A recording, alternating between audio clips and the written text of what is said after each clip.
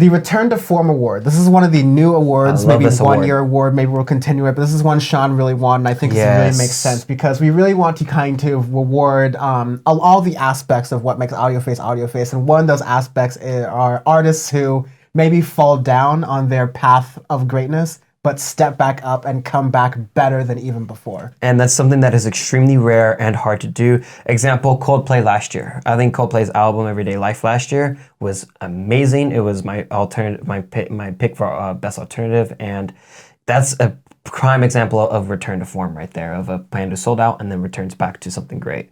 But we'll go on to our nominations. So we have Foster the People for their EP, In the Darkest Night of Nights, Let the Birds Sing. Foster the People, a band I really like. They sold out heavy, and Lonely Sacred Hearts Club was, whatever the album was called, was horrendously terrible and made me almost hate indie music for about 2 years, which is saying something. But their EP was a complete 180, which is incredible. That never happens in music. Very good. Very, very good, and completely threw me off guard. And it was one of my picks that came out, because it literally just came out like 2 weeks ago of this recording in mid-December. Yeah, it will be a Drop of the Year nomination. Yes, later in this podcast. You have Gorillaz for Sound Machine Season 1, Strange Times. I'm going to talk about this because Dan is barred from talking about Gorillaz for about 2 seconds. I really like Gorillaz. I do not like Humans that much, and the album was what was the other last album? The Now Now. The Now Now. Some of it I like, and some of it I thought was just Damon needs to like take some Xanax and sleep for about 3 years. The point was like those two projects did not like. They're not coherent. They did not hold the track that Demon Days and Plastic Beach had put Gorillaz on. And the thing with me, I was expecting Sound Machine to just go and be like, oh, okay, God, like they may be 3 songs in here I like, but whatever. The entire album is just ridiculously good, top to bottom, and it's just insane. And it has Aries, which is one of my favorite songs that I've repeated about 1,000 times. And yeah, okay, maybe Damon doesn't need Xanax. Maybe he just needs to keep making music until his heart croaks out or Jamie kills him. So who knows? Whichever comes first, and honestly, that's a pretty strong like betting game. I like those odds. You have Kid Cudi for Man on the Moon 3, The Chosen, and the Man on the Moon series had always been generally pretty good. A little bit, like there are some faults here. Yeah, no, like, sure. The Man on the Moon 2 I thought Man on the Moon 1 was better than Man on the Moon 2, but Man on the Moon 3 is such a return to form of his old head Kid Cudi fans will like, new ones will like, and for him as a single artist, fantastic. Because the issue with Kid Cudi was between Man on the Moon 2 and Man on the Moon 3, you had all these different random projects that showed Kid Cudi at his Passion, Pain, Demon. You had all these different projects that showed Kid Cudi what he could do. Yeah. But it was just all over the place, like an incubator. It just wasn't cohesive. And him as a feature is very good, and I like him genuinely as a feature, but him as a solo work I didn't like that much. But his album was very good. Oh, very, very good. New one was incredible, like one for the ages. Yes. The Killers for Imploding the Mirage. So the Killers are interesting. They're a band I've liked for a long time. Their last couple albums I did not like at all. We've reviewed Wonderful Wonderful, and I honestly thought that was pretty shit, to be honest.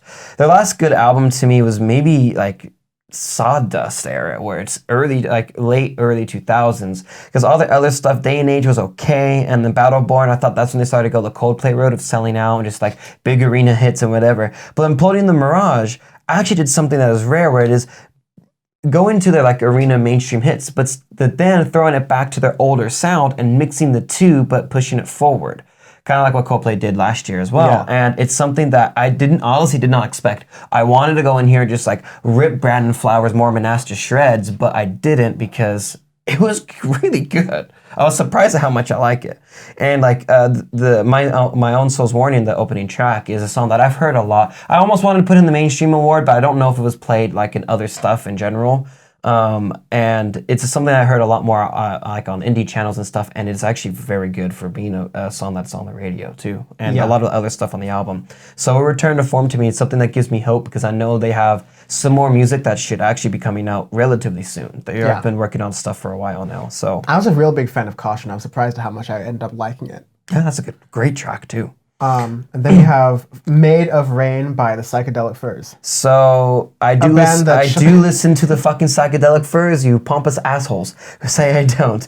I have They're one of my favorite 80s bands. They've made a lot of good stuff like Mirror Moves in 84. Swoo, a lot of good shit on there. But they have not made an album in 29 years.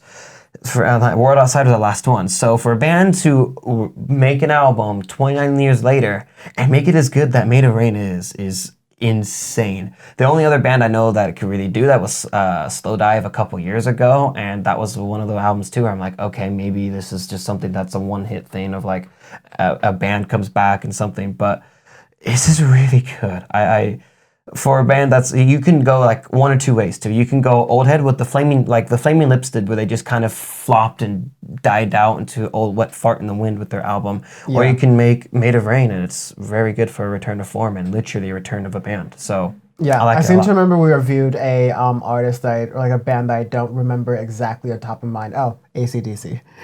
Oh yeah, like, AC/DC, where it's just, that's another Wet Fart in the Wind, where like they just basically resuscitated them and made music, and it's just sounded so bland and boring, and like maybe they ran out of money, or maybe they had some tax evasion shit in Australia, and be like, ooh, we need to pay the Aussies back for their Barbies, and like, oh no, we need to give them money. But Psychedelic Furs legitimately made a good album, and a lot of old heads like it, and a lot of new heads like it too. So bridges the two gaps together. Decision time. What do you think? What do you think on this? Get your read. Ooh, I can narrow it down. Foster People, I can narrow it, like, out. They're in the running for sure. Okay. Psychedelic Furs are in the running, and maybe shit. Maybe Kid Cudi, those three. I think I can narrow it down to. Because it wasn't like I hated Gorillaz music before. The Killers were close, but as an album top to bottom, there was some filler in it, to be honest. Kid Cudi, some of the stuff I did not like with him generally, and I thought it was extremely bland. So that's why he's in the running. Foster People, you know how much I hated that album. It's been on nauseam. Now their EP is fantastic. Psychedelic Furs, 30-year gap nearly. Let's give it to the Psychedelic Furs.